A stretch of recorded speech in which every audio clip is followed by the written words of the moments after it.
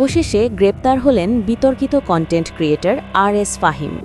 দীর্ঘদিন ধরে বিভিন্ন কর্মকাণ্ড ও মন্তব্যের কারণে আলোচনায় থাকা এই ইউটিউবারকে এবার আইনের আওতায় আনা হয়েছে। কিন্তু কী কারণে হঠাৎ এই গ্রেপ্তার, জানুন বিস্তারিত।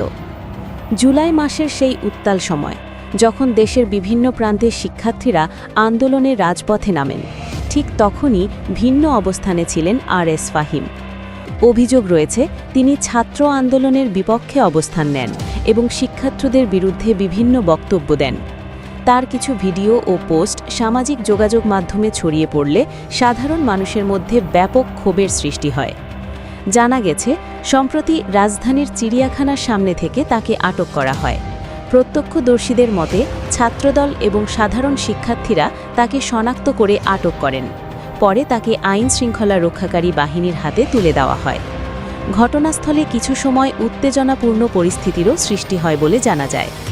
সূত্র বলছে, দীর্ঘদিন তিনি দেশের বাইরে অবস্থান করছিলেন, তবে সাম্প্রতিক সময়ে নির্বাচনের পর তিনি দেশে ফিরে আসেন।